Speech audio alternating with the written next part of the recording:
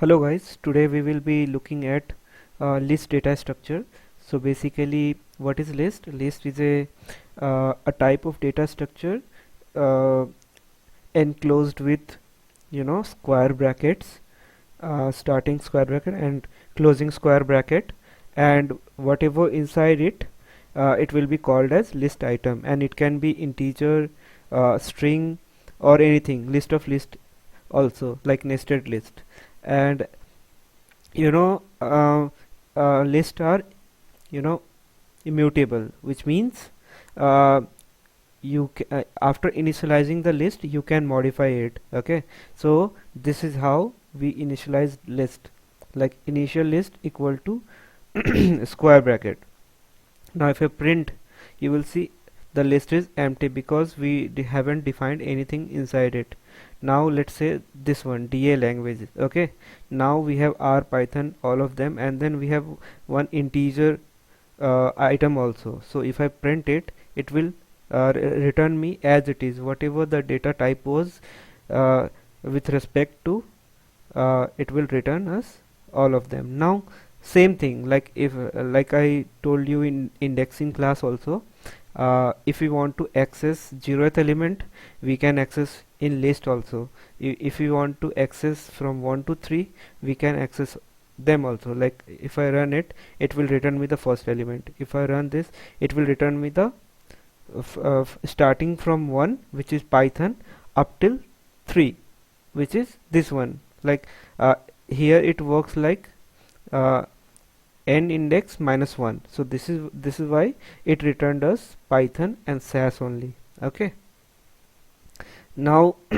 if you want to access up till first two element, then it will you have to write 0 up to 2. Okay, now if you want to access the last element, which is 42, so you will write minus 1. If you want to access element from second index, so you will type this one. If you want to access all item up till minus 3, so here it comes. So R and Python. Okay, so you are skipping minus 1, minus 2, and minus 3, so it will return so it has returned you R and Python. That's why basically this means. Now let's say, like I said, list is immutable, which means you can add another element after defining it. Okay, so like I defined DA languages, now I want to append Java. So this is how I will add element to existing list. Okay, so as you can see, Java is appended.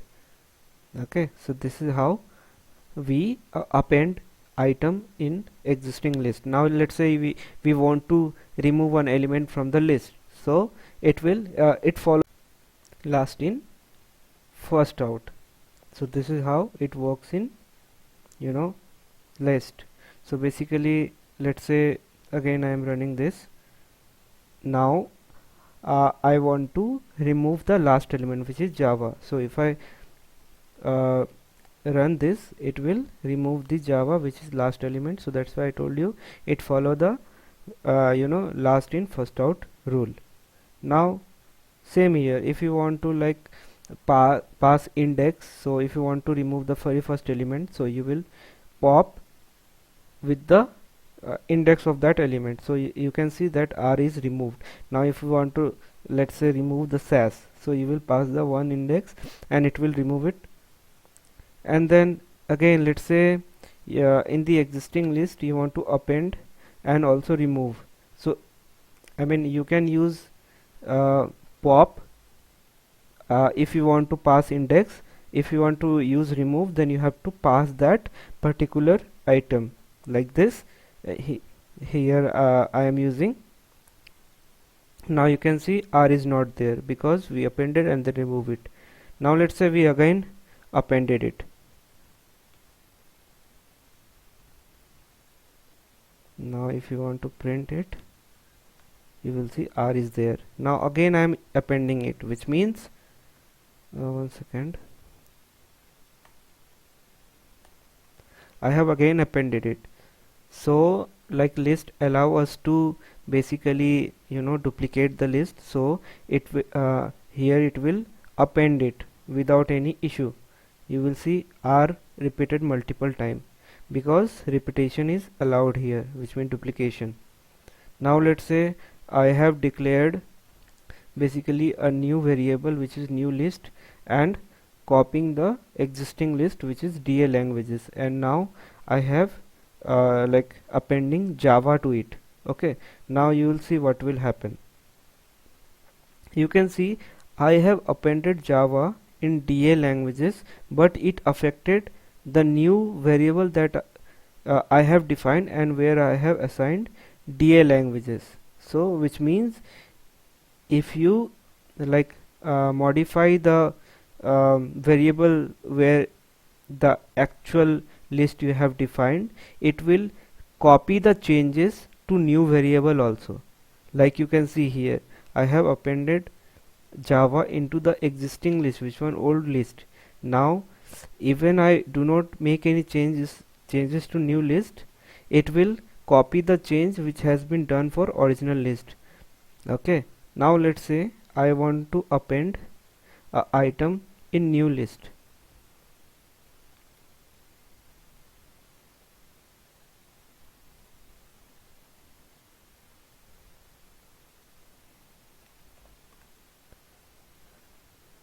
So new list will have RAM, but what do you think DA languages will have?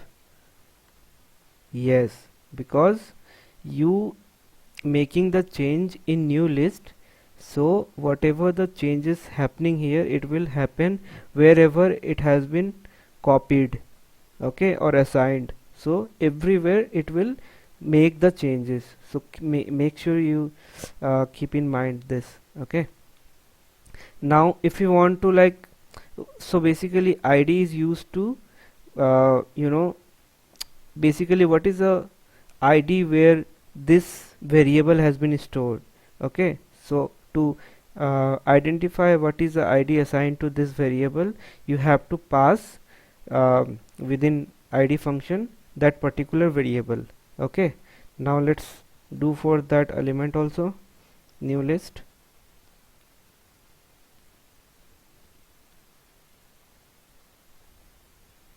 Oh yes, so can you see the, I mean, identification? I mean, the both list that we have defined here has been assigned to one memory location, one id here. That's why where whatever change you are making in any of that list, it is like copying the changes into all the list that we have defined, and this is how, I mean, it works in, you know, Python. Now to avoid this, what you will do? To avoid this, what you will do is you will use dot copy function.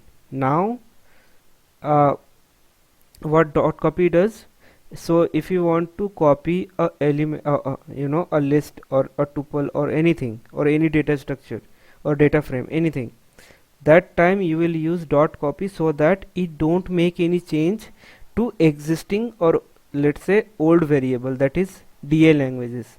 Now let's say I am doing copy. Okay, now you can see I mean different ID has been assigned to it. Okay, now let's say I am appending any, you know, item to this list.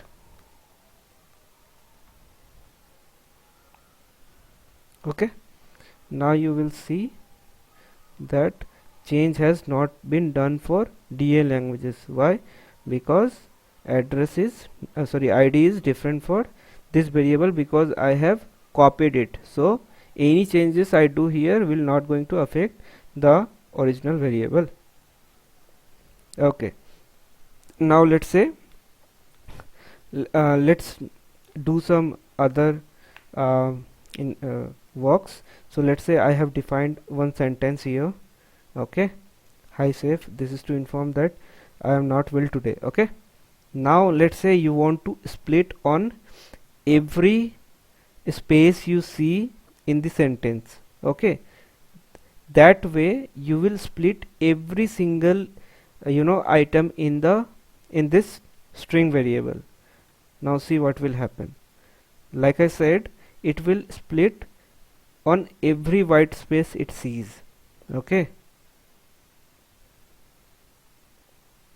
so this is how basically we use split to split the string variable, or integer list into multiple items. Same way, let's say you want to split on dot or full stop, comma, anything. So that way you have to define that particular symbol or anything based on you want to split, and it will split. Now you can see first sentence has been splitted up till here, because it find the full stop here. That's why up till here it become one sentence. Then you can say item, this is second item, and thanks is third item. Like this it will split. Now let's say again you want to join it, okay, on every space it find. Now this is how it will join it. So basically whatever the number of item it will find in this variable, it will join it. Okay, same here. Now it will use AND to join where it find the dot.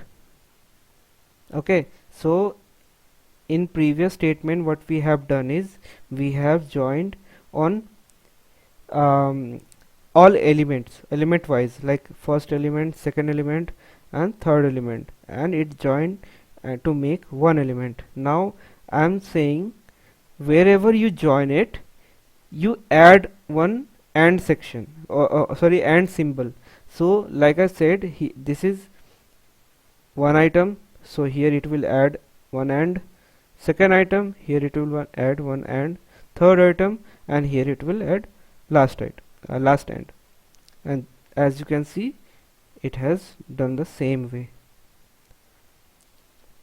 Okay, now let's say you want to print high for the five time. So what you will do, you will initialize a list with high and you will multiply it with 5. Okay, and this is how it will return high with 5 times.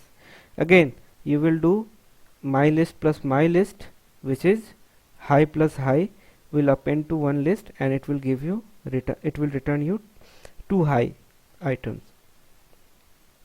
Now like I said, like I showed you on above, to calculate the length you will use length function, and inside it you will pass the variable, and it will show you how many items there in the list. Now let's say you want to sort the item from ascending order, so you will use the sorted function to make them at a ascending order. Now let's say you want maximum and minimum from this list, so you will pass max function, you will pass min function. So up till here we have seen single list. Now let's say we have nested list. What I mean by that, which is list inside list. So the first element in this list will be called as the whole first element of the nested list. So this whole will be the 0th index, this whole will be the first index, this whole will be the second index. So let's say I am calling the first index, so it will return me 5 6 7, like I said. Now let's say I want to access 0th list, which is this, and I want to access the first element, which is 2, so it will return me 2. Like this you will be accessing nested list. Now if you want to take first 2 element, which is this list and this list, you will write like this. So hope you understand like what all we can do in list. Now in the next video I will be explaining tuples. Thank you.